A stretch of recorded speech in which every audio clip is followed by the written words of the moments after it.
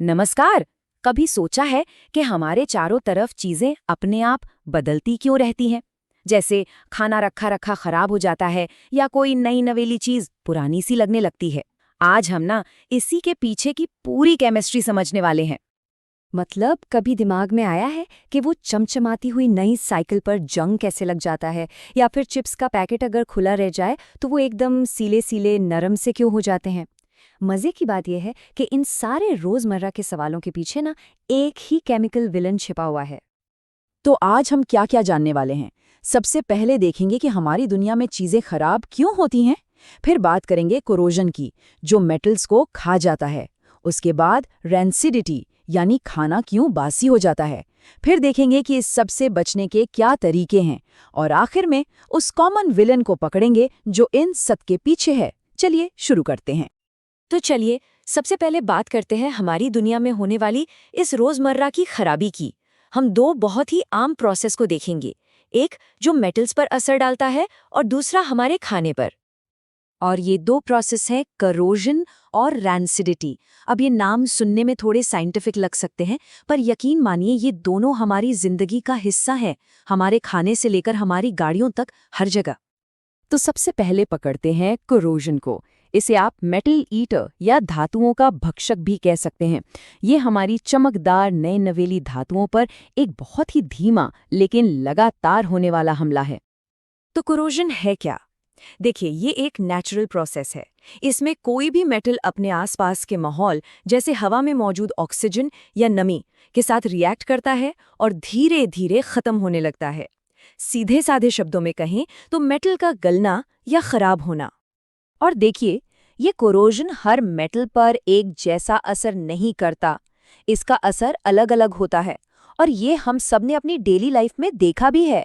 जैसे लोहे पर लाल भूरे रंग की एक परत चढ़ जाती है, जिसे हम आम भाषा में जंग लगना कहते हैं। चांदी वो काली पड़ने लगती है और तांबे के बर्तनों पर उन पर एक हरी सी कोटिंग आ जाती है। ये सारे रंग, ये बदलाव, हम सब इनसे वाकिफ हैं, है ना? चलिए अब मेटल्स से हटकर खाने की दुनिया में आते हैं।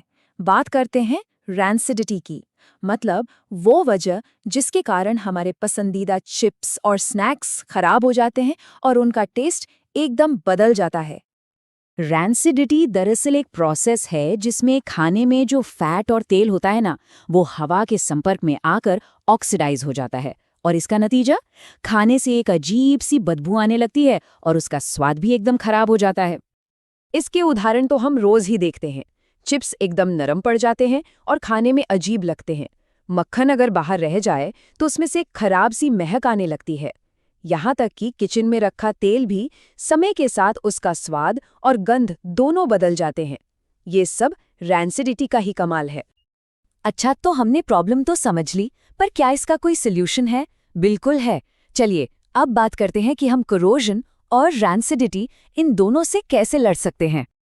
कोरोजन को रोकने के कुछ आसान तरीके हैं, जैसे पेंटिंग, ये मेटल की सतह पर एक शील्ड बना देती है।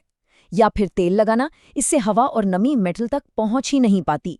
और साइकिल की चेन जैसी घूमने वाली चीजों पर ग्रीस का इस्तेमाल तो हम सबने देखा ही है। अब एक मजेदार सवाल, कभी सोचा है कि चिप्स के पैकेट में इतनी सारी हवा क्यों भरी होती है? नहीं, ये सिर्फ पैकेट को फूला हुआ दिखाने के लिए नहीं है, इसके पीछे भी साइंस है।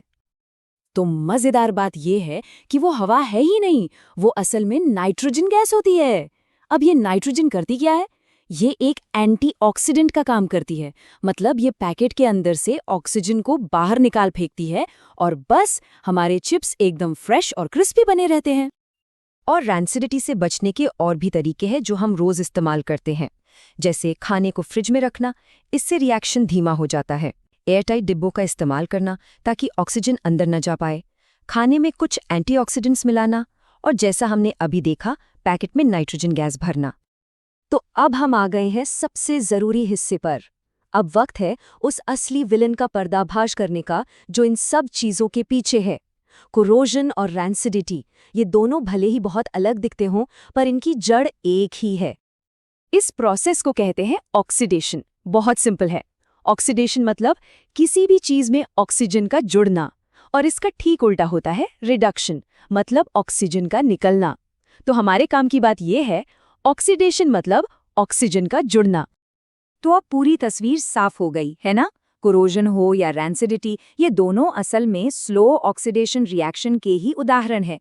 मतलब एक ही केमिकल प्रोसेस काम कर रहा है। सोचिए, एक लोहे के गेट पर लगा हुआ जंग और चिप्स का वो खराब स्वाद, इन दोनों के पीछे एक ही विलन है, ऑक्सीडेशन। कमाल की बात है नहीं?